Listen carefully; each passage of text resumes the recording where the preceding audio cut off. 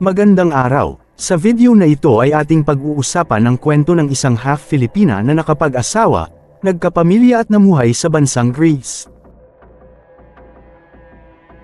Sa mata ng karamihan, tila isang pangarap ang buhay ni Caroline Louise Crouch. Isang magandang Briton na may lahing Pilipino, may asawang gwapo, isang kaibig-ibig na 11 buwang gulang na anak na babae, at isang payapang pamumuhay sa maaraw na mga suburb ng Athens, Greece. Buong puso niyang inialay ang sarili sa pagiging ina ng tahanan sa edad na 19. Inalagaan ang kanyang munting pamilya at kanilang alagang husky na tuta.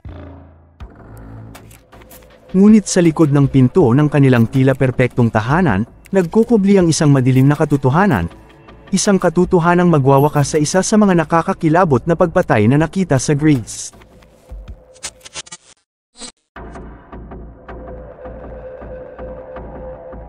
Ang trahedya na inakala ng lahat na bunga ng isang napakapait na panluloob sa isang tahanan, ay hindi nagtagal na bunyag bilang isang kwento ng panlilinlang, kawalan ng pag-asa at desperasyon. Ang katotohanan ay mas madilim pa kaysa sa inaasahan ng sinuman.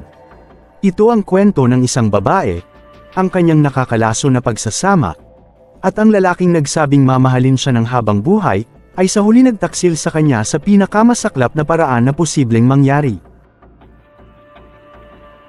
Halina at ating alamin ang buhay, pighati, at mga huling sandali ni Caroline Louise Crouch.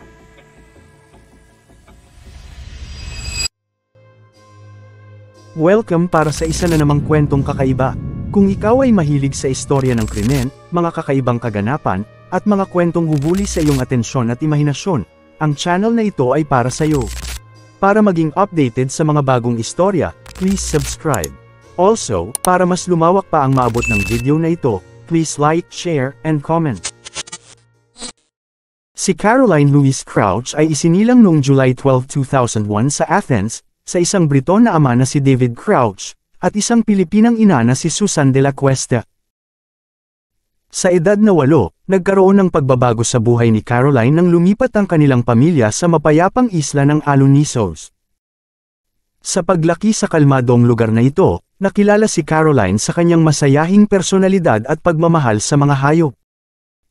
Mahal na mahal siya ng kanyang pamilya at mga kaibigan, na may maganda sanang hinaharap. Sa edad na 15, nakilala ni Caroline si Babis Anagnostopoulos, isang karismatikong helicopter pilot na 9 na taon ang tanda sa kanya. Mabilis silang nagmahalan, at sa kabila ng agwat sa edad, naging magkasintahan sila na tila walang makakapaghiwalay. Nagpakasal ang dalawa noong July 15, 2019, sa isang magandang seremonya sa Portugal. Hindi nagtagal, isinilang nila ang kanilang anak na si Lydia, na kumumpleto sa kanilang tila perpektong pamilya.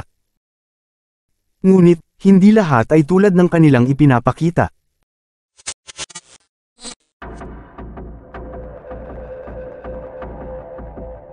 Noong umaga ng May 11, 2021, tinawagan ng pulisya ng Greece para ipagbigay alam ang nangyari sa bahay ng mag-asawa sa marangyang suburb ng Glykernera. Ang eksenang kanilang nadatnan ay nakakagimbal. Nakahandusay sa kama ang walang buhay na katawan ni Caroline, na sinakal hanggang mamatay, habang umiiyak ang kanyang anak na sanggol sa tabi niya, at ang asawa nitong si Babas ay natagpuang nakagapos sa sahig. Ayon kay Babas, ang kanilang bahay ay nilooban ng isang grupo ng magnanakaw. Siya raw ay tinorture, si Caroline ay pinatay, at ang kanilang alagang tuta ay walang awang pinatay. Sa unang pahayag ni Babas, 3 nakamaskarang lalaki ang pumasok sa kanilang tahanan sa pamamagitan ng pagdaan sa basement window madaling araw ng May 11. Pinatay ng mga magnanakaw ang aso ng pamilya gamit ang tali nito upang hindi makapag-ingay at makatawag ng pansin ng mga kapitbahay. Pagkatapos ay umakyat ang mga ito sa ikalawang palapag kung saan naroon ang kwarto ng mag-asawa. Ikinwento ni Babas na ang mga lalaki ay armado. Habang tinututukan sila ng mga baril nito ay hiningi sa kanila ang pera at mamahaling gamit. Agad naman niyang sinabi sa mga magnanakaw na mayroon siyang €10,000 at itinuro kung saan matatagpuan ang pera. Nang mga oras na yon ay takot ang namumutawi sa loob ng kanilang kwarto. Nang ang atensyon ng mga kalalakihan ay napunta sa anak na si Lydia, mabilis na dumipensa si Caroline, na isang trained martial artist, at ipinagtanggol nito ang bata. Ngunit ang leader ng mga magnanakaw ay nagtagumpay na pigilan si Caroline hanggang sa mapatay ito sa pamamagitan ng pagsakal. Samantala, dinagdag ni Babas na siya ay pinagtulungan ng tatlo, iginapos, at nawala ng malay hanggang sa makaalis ang mga kawatan. Naglunsad ng malawakang investigasyon ang mga otoridad ng Greece sa inakalang malupit na panluloob. Ang kaso ay tinutukan ng Crimes Against Life Department ng Hellenic Police. Isang gantimpala na nagkakahalaga ng 300,000 euros ang inialok para sa anumang impormasyon na makakapagturo sa mga salarin, at nagsimula ang manhunt. Sa mga unang araw ng investigasyon, isang 43 taong gulang na lalaking mamamayan ng Georgia ang inaresto habang sinusubukan niyang tumawid sa hangganan papuntang Bulgaria gamit ang pekeng pasaporte. Ngunit agad ding napagtanto na wala siyang koneksyon sa kaso. Ang buong bansa ay naantig sa kasong ito, na sinubaybayan ang bawat detalye ng investigasyon. Ang malupit na kalikasan ng krimen, kasama ng nakakadurog ng puso na imahe ng isang inang pinatay habang natutulog, ay nagdulot ng galit at simpatsya mula sa publiko. Ngunit habang lumalalim ang investigasyon, nagsimulang lumitaw ang mga butas sa kwento ni Babas. Sa ginawang pagsusuri sa bahay ng biktima, walang anumang bakas ng pagpasok ang nakita sa bintana na sinasabing dinaanan ng mga magnanakaw, pati na rin ang anumang fingerprint o DNA traces ng mga salarin. Nagpatuloy ang pagsisiyasat ng mga otoridad sa paghahanap ng sasakyang ginamit ng mga salarin sa pagtakas, ngunit walang nakitang anumang kaugnay na ebidensya sa mga security camera na nakapaligid sa lugar ng Glikenira. Nagsimulang magbunyag ng kakaibang kwento ang forensic evidence at mga digital na datos mula sa mga devices ng mag-asawa. Ang timeline na ibinigay ni Babas ay hindi tumugma sa mga ebidensya. Natuklasang tinanggal ang memory card mula sa home surveillance camera ilang oras bago pa man umano ang sinasabing pagnanakaw.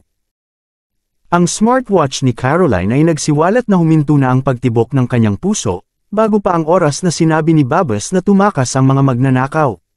Ipinakita rin ng mga phone records na may aktibidad sa telepono ni Babas sa oras na dapat siya ay nakagapos at nakatakip ang bibig. Ang mga inconsistency na ito ay nagpatibay sa hinala ng mga investigador. Nagsimulang isipin ng mga detective na ang trahedyang kwento ng panluloob ay isa lamang mapanlinlang na drama at cover-up. Noong June 17, 2021, isang helicopter ng pulisya ang ipinadala sa Alanasos kung saan ginaganap ang memorial service ni Caroline. Pinaalalahanan ng mga pulis ang asawa ng biktima na may bagong mahalagang impormasyon na natuklasan kaugnay sa kaso, at hinikayat siyang agad-agad na sumama sa kanila papuntang Athens. Mula Alanasos, siya ay dinala sa Skiathos, at mula roon, lumipad siya patungong Athens. Mahigit isang buwan matapos ang pagkamatay ni Caroline, pinatawag si Babas sa Athens dahil sa mga bagong development sa kaso. Sa isang matinding interogasyon na tumagal ng ilang oras, hinarap ni Babas ang mga ebidensya laban sa kanya. Wala nang ibang paraan para pabulaanan ang mga ito at makatakas sa krimen na kanyang ginawa. Ilang sandali pa ay inamin rin ni Babas ang pagpatay sa kanyang asawa. Ngunit ang kanyang pag-amin ay nakakatakot tulad ng kung gaano ito nakakagulat. Inamin ni Babas na walang naganap na panluloob. Sa madaling araw ng May 11, siya mismo ang pumatay kay Caroline, sinakal ito gamit ang unan habang natutulog. Ito ay matapos ang isang matinding argumento. Ayon sa kanya, ang dahilan ay ang palaging alitan at tensyon sa kanilang pagsasama. Nais na raw ni Caroline na makipaghiwalay, at dahil sa labis na galit, kinitil niya ang buhay ng kanyang asawa. Ngunit hindi roon nagtapos ang kanyang kwento. Sa isang kakaibang twist, ipinaliwanag ni Babas kung paano niya isinaayos ang buong eksena upang magmukhang isang panluloob o pagnanakaw ang nangyari. Maging ang pagpatay sa kanilang alagang aso ay kanyang ginawa para idagdag sa kanyang kwento. Ang layunin niya sa nagawang cover-up ay upang matiyak na hindi tatanda si Lydia nang walang magulang at handa ito na palakihin mag-isa ang anak. Ngunit ang kanyang maingat na mga kilos ay nagpakita ng isang tao na handang gawin ang lahat upang maitago ang kanyang sariling krimen. Noong June 18, 2021, kinasuhan si Babes ng premeditated murder, animal cruelty, at pagbibigay ng maling pahayag at testimonya sa mga otoridad. Ang kanyang pag-amin ay nagpadala ng puot sa buong Greece at sa ibang bahagi ng mundo, habang ang publiko ay nahihirapan na tanggapin na ang lalaking ito, na inaakalang mapagmahal na asawa at ama, ay nagplano ng isang malupit na krimen. Ang sumunod na paglilitis ay naglantad sa madilim na katotohanan ng relasyon nina Caroline at Babes. Ang mga testimonya ay nagpatunay na si Babes ay isang mapanupil at mapanlinlang na tao. Malayo sa imahe ng mapagmahal na asawa na kanyang ipinapakita sa iba. Nalantad din na si Caroline ay parang isang bilanggo sa kanilang relasyon, desperado na makalaya ngunit hindi makahanap ng paraan upang makatakas. Noong May 16, 2022, matapos ang isang buwang paglilitis, si Babes Anagnostopoulos ay napatunayang nagkasala sa pagpatay na isinagawa sa kalmadong estado ng isipan, kasama na ang karagdagang krimen ng pagpatay sa isang alagang hayop, gayon din ang mga misdemeanor ng maling ulat at maling testimonya. Hinatulan siya ng habambuhay na pagkakakulong, at karagdagang 10 taon sa bilangguan para sa pagpatay sa aso ng pamilya, at pinagmulta ng €20,000. Ginawaran din siya ng kabuuang 11 taon at 6 na buwan sa bilangguan. Dahil sa karagdagang sentensya na ipinataw sa kanya dulot ng panlilinlang sa mga otoridad. Matapos ang apela ni Babes, noong September 29, 2023, ang Mixed Court of Appeal sa Athens ay nagpatibay ng hatol ng unang paglilitis, na muling hinatulan si Babes ng habambuhay na pagkakakulong, karagdagang 11 taon at 6 na buwan, at kabuuang multa na €21,000. Ngunit hindi pa roon nagtapos ang kwento. Habang nagsisimulang manahimik ang mga balita, isa pang nakagugulat na revelasyon ang lumabas. Ang ama ni Caroline na si David Crouch ay nagpahayag ng mga bagong alegasyon. Sa isang liham na di umano'y isinulat ni Babes mula sa kulungan, inamin ng nahatulang mamamatay tao na ang tunay na motibo sa pagpatay ay ang kanyang pagkakasangkot sa isang drug smuggling operation. Ayon kay David, ni-recruit umano si Babes ng isang lokal na drug gang upang magtrabaho bilang piloto ng helicopter, at nang ipagtapat niya ito kay Caroline, nagbanta itong iiwan siya. Natakot si Babes para sa kanilang buhay, at sinabi umano ng gang na kailangan niyang patayin si Caroline upang protektahan ang sarili at ang kanilang operasyon. Ibinahagi ni David Crouch ang mga revelasyon na ito sa isang panayam sa lokal na istasyon ng telebisyon sa Greece, ang ANT1. Ipinaliwanag niya ang kanyang paniniwala na pinatay ni Babes si Caroline dahil sa takot na patayin sila pareho ng gang kung hindi niya ito gagawin. Ang mga revelasyon ni David Crouch ay nagdagdag pa ng isang layer ng twist sa kasong ito. Tinanggihan ng abogado ni Babes ang mga paratang, tinawag itong walang basehan at sinabing ito ay bunga ng nalalapit na labanan sa kustodiya kay Lydia. Ang mga magulang ni Babes ay umapila sa desisyon ng korte na magbigay ng eksklusibong guardianship sa pamilya Crouch, at si Babes mismo ay nagtangka na baliktarin ang kanyang sentensya sa Court of Appeals.